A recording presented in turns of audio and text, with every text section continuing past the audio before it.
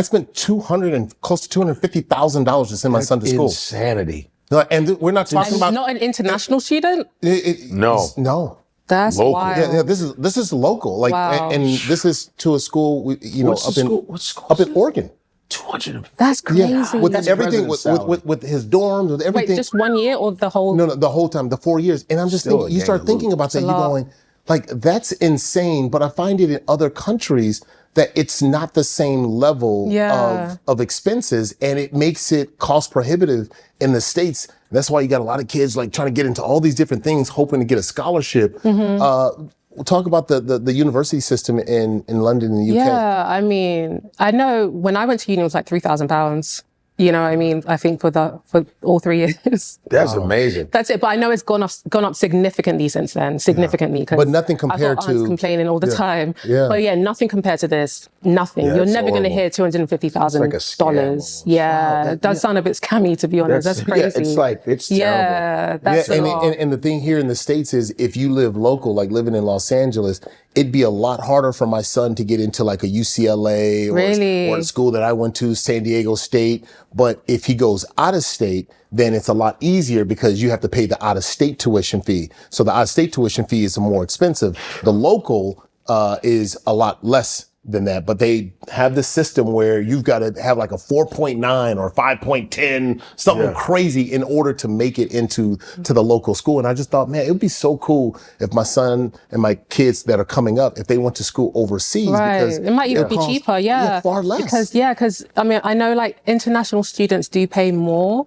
but I'm sure they're not paying anything close to this amount. For sure. What about and there's some acting good schools? universities. What do you think are better? Acting schools? Because you guys have the Royal Academy. Yeah, we have some of the best acting schools in the You world. have the best. Yeah, that's right. Because New York, I know, has pretty good acting. Yeah, Juilliard, I think. Yeah, you got Juilliard. You have the Viola Davises and the Robin come from Juilliard. Yeah. I had great acting teachers here. So what do you think? What makes because it seems like the British got an edge when it comes to acting because you guys can transform into So that's anything. the thing. Like in the UK, you're trained differently. You know what I mean? You're trained on Macbeth and Shakespeare and stuff like that. And the theory is if you can master Shakespeare, you can master anything. Really? Yeah. That's Why is that? Because Shakespeare is really, really abstract. You know, a lot of the writing, you really have to fully study it to understand the characters and who you're becoming, you know? So it requires a lot, you know? Did you do Shakespeare? So, I mean, I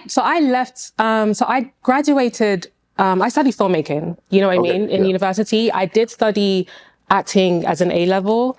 So what my plan was originally was to graduate, go to Spain for a year and then go back to London and just kill it, training full time and blah, blah, blah. So if I did that, I would have definitely had the opportunity to really explore Shakespeare. I explored it a little bit, but not a lot. Because that stuff, sometimes I'll be watching Shakespeare and go, you know, I didn't know what the hell he just said. Honestly, Thou must understand that That's thy the is thing. within thy. Yeah, so that's the To thing. be or not to be. So imagine mastering Shakespeare and then you just get a regular script. It's like, It's nothing. you know what I mean? I got you. Yeah. I get it. Now I get it. Yeah, that's basically it. I want to dig into your childhood. I want to dig into kind of, you know, how you got to where you are growing up. What was that like growing up for you? I'm an only child, so it was...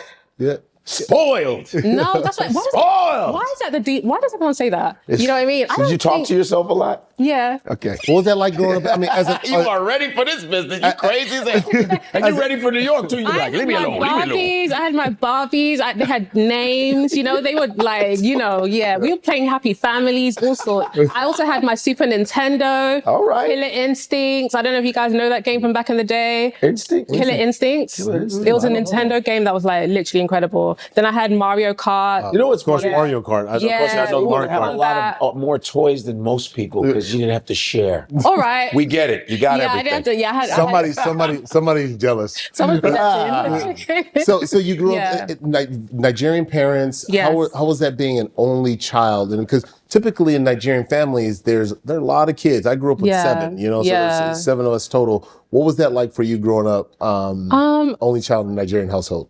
I feel like, you know, I did want siblings, but they just never came. You know, they never came, but I do have a lot of cousins.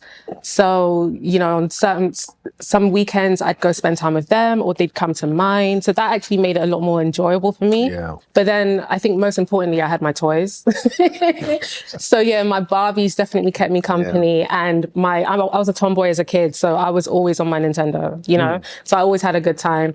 And yeah, I just felt like, you know, I did want siblings, but they never came, so I just adjusted. Yeah. But I always say that when I have kids, I never want to have just one child because I definitely would have preferred to have more children because I feel like it definitely impacts and influences how you grow up and how you view life. How do you think that impacted you?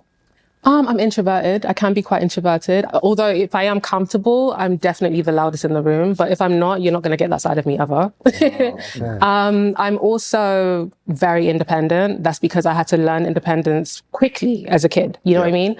And I feel like, that it causes that problem. I would also say that I can be a bit socially awkward in certain rooms. You know what I mean? Like if I'm just in a room that's like, you know, an event or whatever, it could be a bit intimidating for me sometimes. Yeah. Because I'm just like used to being in my own space, but I'm kind of outgrowing that basically in a nutshell. If you're in an event and you feel weird, you ever pull out your Barbie? That is actually unhinged. If we are ever at an event together and you see me pull out a Barbie, I'll be like, leave her alone. Leave her alone. She's trying to adjust. Just know I've lost my mind. Just know I spent too much time in LA. And I'm starting to lose my mind. She's like this. I hate LA. Let's get out of here. New York was better. Yay! Just know I'm losing my mind. Too much time in LA. Oh my goodness. She said she gonna blame LA, throw LA. He's like this. Oh no. So you know, Nigerian parents can put a lot of pressure, you know, especially on kids on their future. Right. I'm sure you've got a lot of the customary doctor, lawyer, engineer. I actually didn't. Yeah, and I'm so grateful for that. Like, what did your parents push on you then? So the thing is, I mean, it was very obvious early on that I was a creative. You know what I mean?